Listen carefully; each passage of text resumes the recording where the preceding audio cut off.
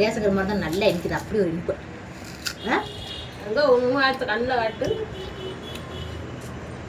உங்க 3000 காட்டுங்க. நான் காட்டுறேன், நீ எடு. நீங்க கட்டினேன்னா நான் பார்த்துட்டு பேசாண்டு வந்துடுவேன்.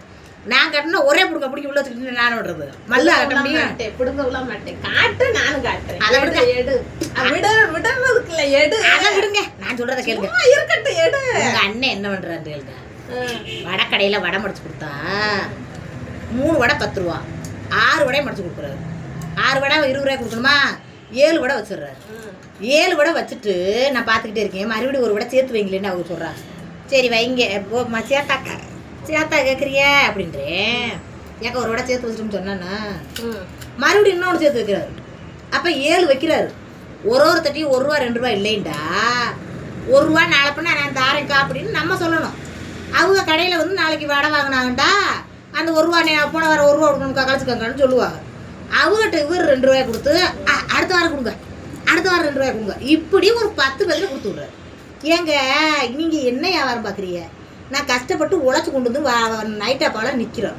1 ரூபாயை அவங்க காசை நம்ம எடுத்துக்கிட்டாலும் 1 ரூபா இல்லைக்கா சில்லற இல்லைக்காண்டா, அடுத்த வாரம் வாங்கிக்கங்கண்டா. அவங்க அடுத்த வாரம் ரெகுலராக வாங்கையில் ஏக்கா போன வாரம் 1 ரூபா தரணும் அப்படின்னு கேட்கலாம்.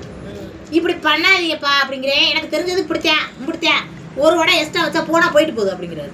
ஒருத்தருக்கும் ஒரு வடையை எக்ஸ்ட்ரா வச்சா எத்தனை வடை?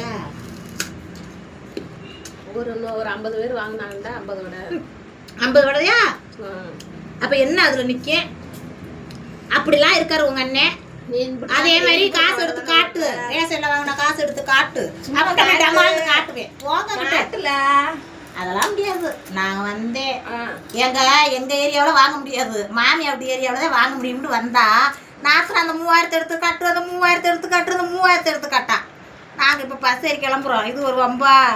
நாங்கள் ரேஷனில் வாங்கினது இவங்ககிட்ட கொடுத்துட்டு போவோம்ல, நல்லா இருக்கும். ஆமாம், கொடுத்து அப்படியே ஓஞ்சு போயிட்டாங்க. பாவம், என்ன செய்ய? காட்டப்பட மாட்டா, கண்ணில் கூட என்ன நாட்டு நம்ம இருந்தாவே செஞ்சாலும் செய்யலன்னே சொல்றீங்களே என்ன?